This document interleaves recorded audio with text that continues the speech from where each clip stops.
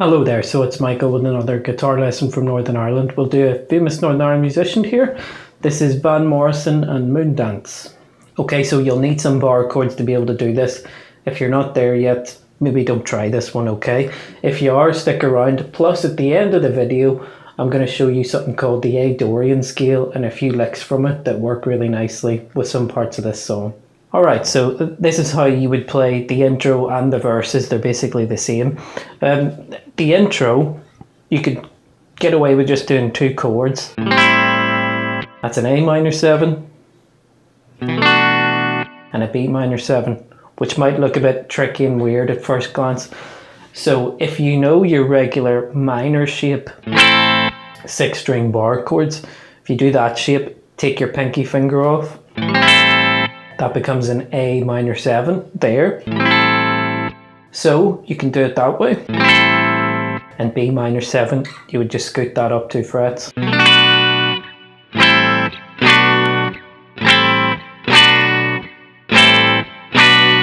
Or sometimes I might like to do it that way. With the pinky there to get a better bar. Up to you there. But I guess the more jazzy way to grip these kind of chords is we're going to omit some strings. We're going to deliberately get rid of the A string and the high E string. So if you put your middle finger on the root note there, at fret 5 on your low E, then if you can, you're going to try and bar the D, G and B string.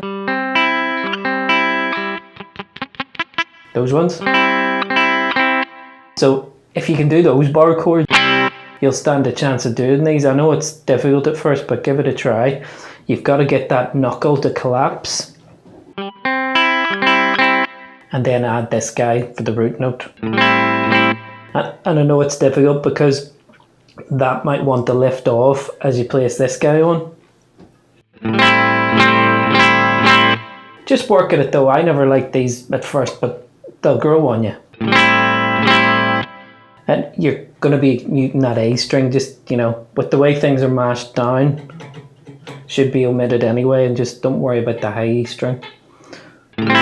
So that's another form of the same chord. You can just do your minor 7 chords with that grip. So that would be A minor 7. Move it up 2 frets. And that's B minor 7. So the rhythm for it would be something like this.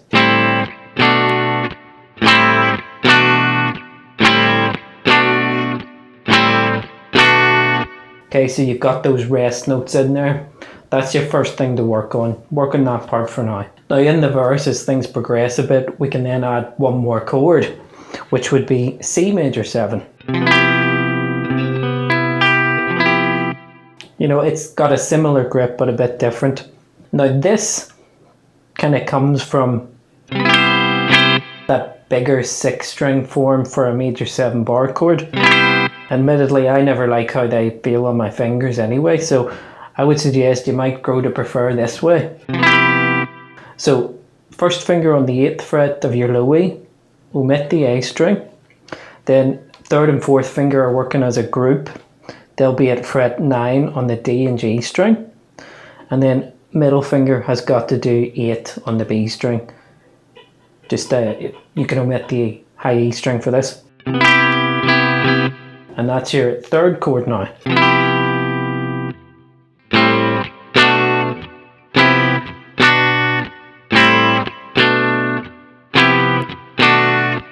Same rhythm again. Okay, so that's your next bit. Just add that chord and put those 3 chords together. Get moving between them to learn that sequence. So that takes care of a lot of the song. The verses are just that really. Then we've got like pre-choruses and choruses to do. So let's look at the pre-chorus. I'll play through it, then I'll break it down.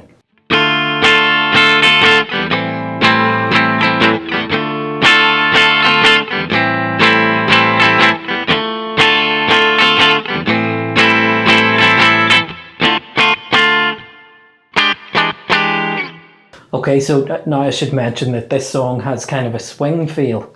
not kind of a swing feel, it has a swing feel. Now, on the verse bits and the intro bits, it's not as obvious, but when you get into this kind of strumming, you can really feel that looser swing feel. So if you don't know what that means, let me just demonstrate what straight feel is and what swing feel is, and hopefully you'll hear the difference, and then that's all you really have to worry about. So this would be straight feel.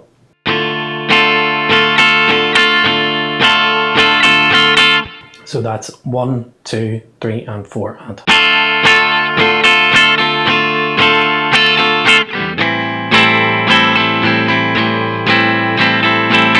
Doesn't quite sound right, does it? Just doesn't match the rhythm of the song. So swing feel or shuffle feel.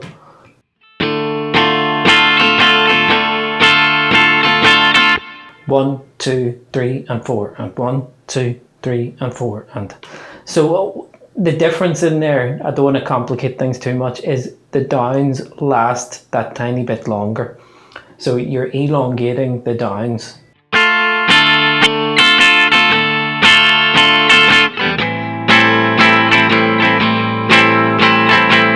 And now it sounds like how it should sound. So the chords you need are a D minor 7. Okay, just the regular bar chord grip for that. So from fret 5 of your A string. It's like the minor shape, but take the pinky off. A minor 7, just a regular grip. Although, you know, you can do that if you want.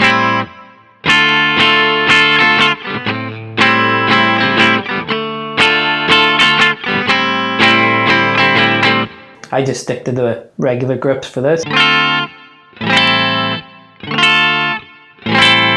So you got all that stuff going. You'll need what's called the Hendrix chord at the end of it, which is E7 sharp 9. So that would be middle, first, third, pinky. Forget about the E strings.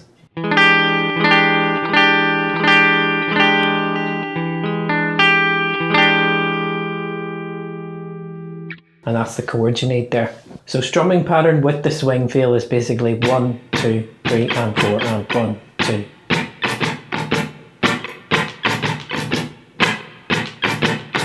Okay, so it just does that most of the time.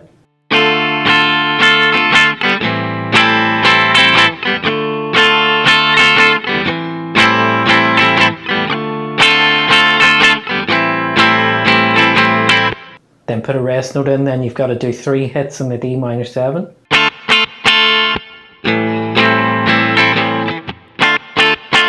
And make them kind of staccato.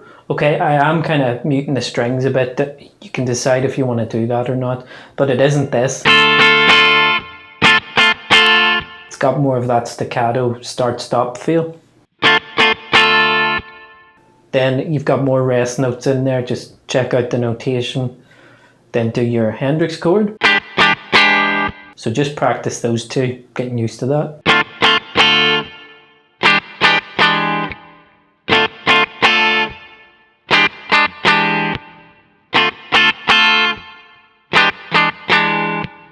And then the chorus starts, and I'll get into that now.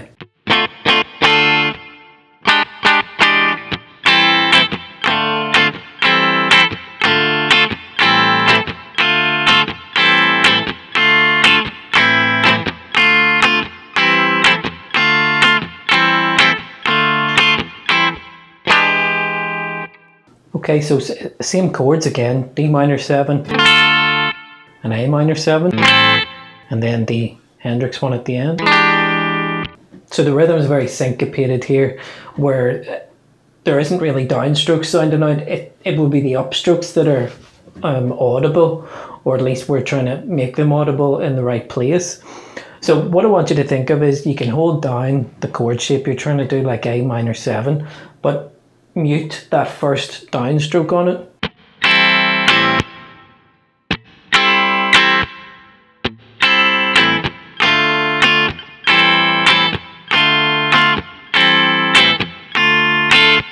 So it's like a muted down and then 2 upstrokes.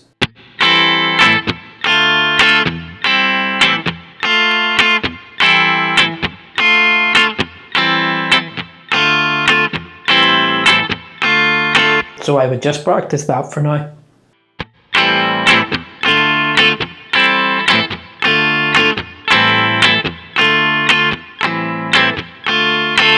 Then the end of the chorus.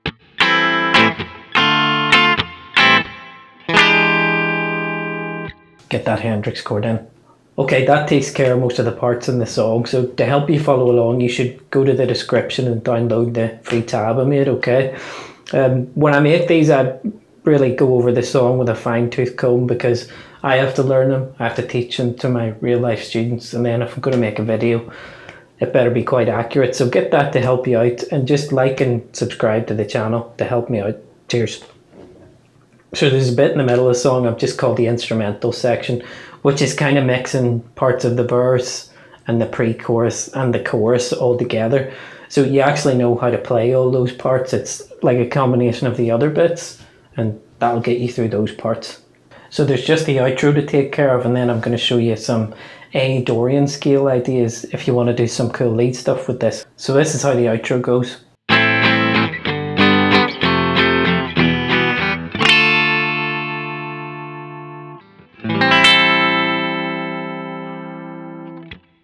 So A minor 7, do 3 downs, go back and do a G major bar chord, go back and do an F bar chord, do an E minor. I just did that shortcut way in this case.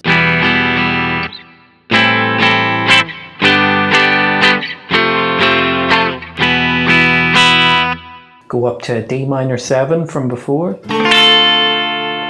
just strum and count to 4, and then finish on A minor 7 to round off the song. Now then, just for fun, over the parts that have A minor 7, B minor 7, C major 7, over those bits, that's kind of an A Dorian vamp going on. The other parts in the song, it just wouldn't work out. They're more A natural minor. But you could use something that you might not know of called the A Dorian scale here. So let me just show you a few patterns to learn the scale. So this would be the standard scale format for it.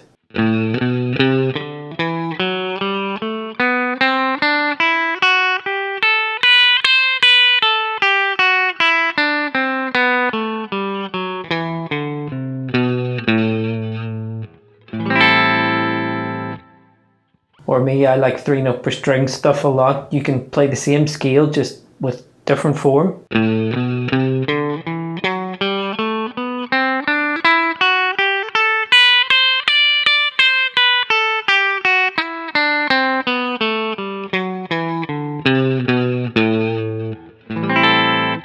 Okay, so that's your framework to start improvising a little bit with this. So let me give you some lead ideas here, okay? Now for this kind of jazzy stuff, maybe your bluesy stuff won't quite, work or feel right for the mood of the song. So I'm going to suggest maybe don't worry about doing those kind of bandy things like that. Think of the vocals and the other instruments going on in the background of this song and try and kind of emulate those lines within this Dorian scale, and this will help you emulate the notes that are happening there. So here's some cool ideas. If you just take the first skinny strings, your high E and B string, this is a good area to start playing Dorian stuff. Now what makes it sound Dorian is this F sharp note, as opposed to if it was an A natural minor, it would have an F note in it, but you try playing that here, it's going to clash a little bit.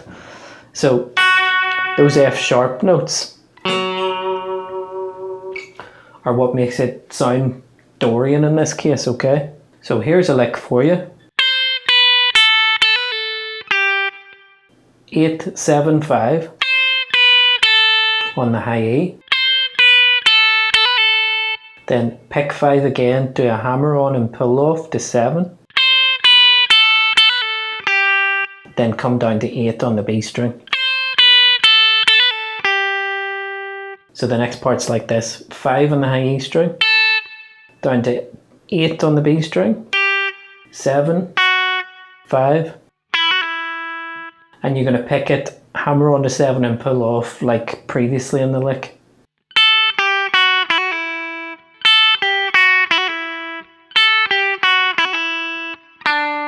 And then just finish on fret 7 of the G string.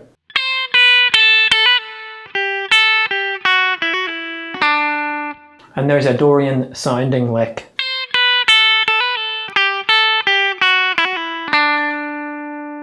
Next lick, a bit more basic. So we're focusing on this F sharp note again, that's fret 4 and the D string. Go to 5 on the same string. Then, like the song, I'm making this a bit staccato, so I put a bit of a mute in there. Then I play 5 again and slide to the A note, which is fret 7 on that string. And you play that lick over it, that really fits well with the song. You can just keep milking that lick.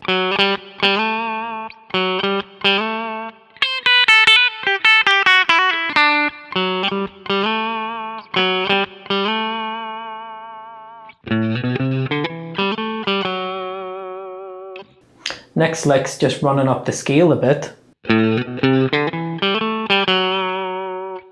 So 5, 7, 8 in the low E, 5, 7 on the A,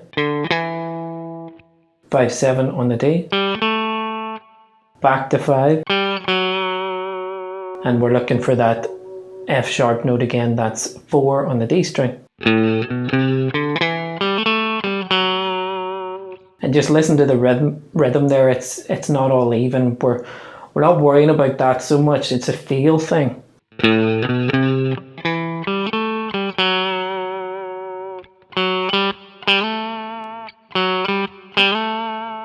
And it sounds real good with that lick.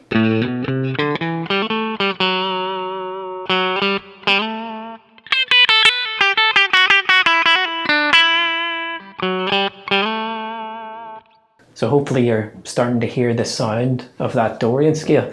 So there you go, you can work on that a little bit too. If you have the song in the background, choose those verse parts and try some Dorian stuff.